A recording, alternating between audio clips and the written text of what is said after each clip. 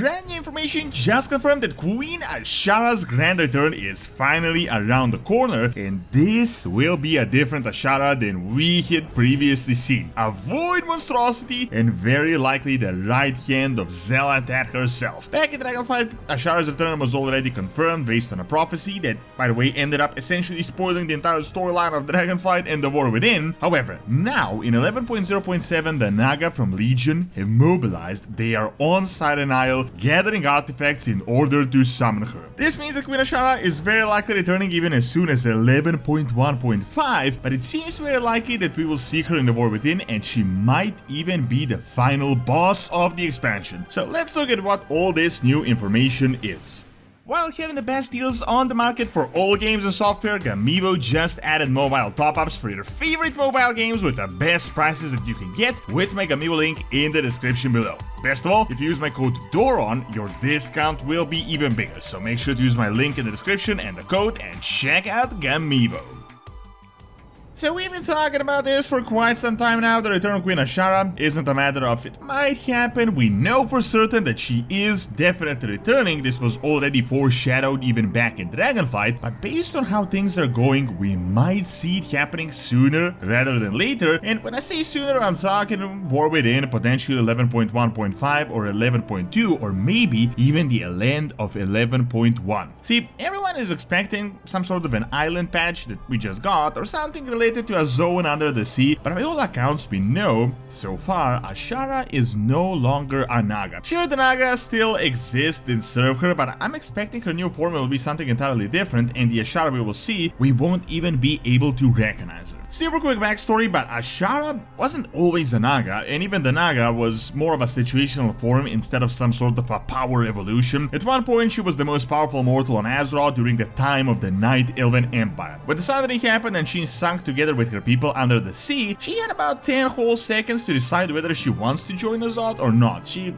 never would have really accepted it if she had time to think about it, but it was a matter of you're going to drown right now, or you could become a twisted fish servant of an old god, and obviously you know what she chose. However, we all know Azshara and how ambitious she is, and it is clear that through these 10,000 years of servitude, she learned a thing or two about the true void. Back in the day, serving an old god was a big deal, but now with the new lore, Azshara was literally just a minion of the same caliber as a high-ranking faceless one, for example. However, we're now learning about Xal'atath, transdimensional void stuff, cosmology, void lords, how the old gods are mere weapons of the void lords, and I'm pretty sure that Azshara had eventually picked up on that as well. She definitely knows what's really going on the grand scale of things, especially when compared to the knowledge that we currently have. As we know, back in BFA, she had essentially betrayed N'Zoth and was taken away, but even back then, she knew a thing or two on how things really work. She told Sylvanas, "Treacherous Banshee, do you think I'm blind to the darkness you seek to unleash?" Then later, she told us about how she's tired of intermediaries and she intends to claim the true throne of power. So yeah, she was definitely getting sick of N'Zoth and his BS, and she knew what was going on with Xal'atath, Dimensius, and the real big guys of this entire Void engine. So that leads us into around mid-Dragonflight, where we discovered some Naga on an island and learned of the prophecy that was, by the way, 100% right. Literally everything from that materialized. I'm not going to read the whole thing, you know about this, I've talked about this a million times by now, but she told us that she has transcended the Circle of Stars, currently basks in her eternal grandeur, and she calls to the Naga from the Umbral Vale. Umbral meaning void, and she's currently within the Void Realm and not the material plane. Then the prophecy goes on to predict literally all the events of Dragonflight in the War Within that happened thus far, talks about Irenicron and using him as a weapon, talks about Xal'atath gathering the children of the first flesh, which are the Nerubians. Then they talk about the Dark Heart left broken, awaiting the taking. This is obviously the Dark Heart artifact, and people are talking about this part of the prophecy being when Alleria breaks the artifact in that cinematic. And by the way, quick spoiler, Xal'atath is getting the goblins to fix it right now in Undermine. However, I still think this part of the prophecy just refers to the Dark Heart chilling around on the Dragon Isle knows, so this is probably still Dragonflight. However, after this prophecy says when these things come to pass, the Harbinger will fulfill the final prophecy, complete the awakening, and only then shall our queen return to reign over sea, sky, and earth. We must make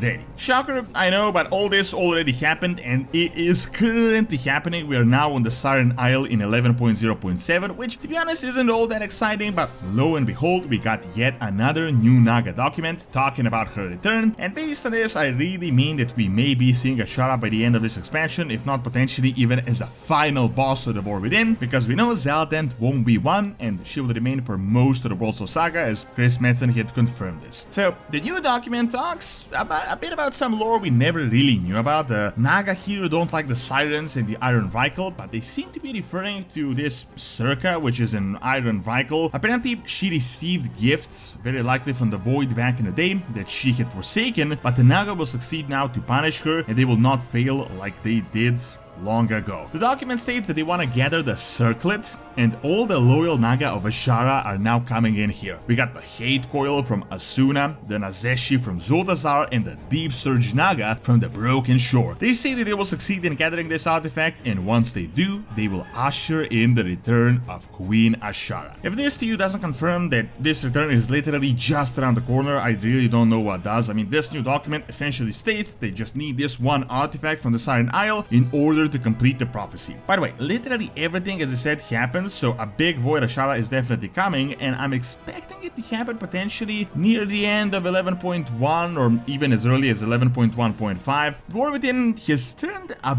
bit differently. We got a roadmap. 11.1.5 will have the horrific visions of N'Zoth that, as you may know, Azshara had served in the past, and we will get an event known as a Nightfall. Then after that, the Void Invasion will materialize, which we can see from the roadmap. 11.2 comes sometime around summer next year, and just a bit later, Midnight will be revealed, so we need to get close to the end of the War Within storyline for Midnight to make sense, which means that something really big Void related is going to happen from 11.1.5 to 11.2. It is almost certainly the culmination of all this Void stuff, so really you can expect a big, massive Void patch. However, there have also been hints of a zone beneath Hellfall with this weird undersea, some hints that it could be the true sunken city of Nilota, because it was known as the Sunken City, the capital of the Old Gods, but we're expecting a massive Void Sea that exists somewhere on Azeroth, like Old God Blood Sea. So think about it, if you get a Void Sea Zone, what better enemy to get than a Void Empowered Naga and Queen Azshara? Now, from what we've learned from the recent books, not all the Naga are really following Azshara. We've just learned from the Exploring Azeroth series about Nazjatar just a few weeks back, and how the Naga are now fighting amongst themselves since Azshara left, so it's likely that not all of them are just on standby waiting for her grand return. The thing is though, the Naga as a concept are really far too obsolete at this point. They really should be a thing of the past. As I said, this was just a situational form that N'Zoth had created, and the time for that has obviously long passed. I mean, Azshara is now on to bigger things. She's not planning to be a humanoid void fish forever. I'm honestly expecting, due to her intelligence and magical prowess, she had accepted the true fate of the void and what is to come. I can totally imagine her coming as a right hand of Xal'atath and not just some random minion. We can see even back in BFA that Azshara is far too intelligent and independent to just serve as a random minion. The prophecy states she returns from the Umbral Vale. The Naga have already mobilized, they have combined their forces, they're searching for an artifact in order to literally summon her. This in itself confirms it will happen soon. However, as I said, when we see her, don't be surprised that she's no longer a Naga, but something entirely different. Either some type of a void monstrosity, or yet another void elf akin to Xal'atath with some master plans up her sleeve.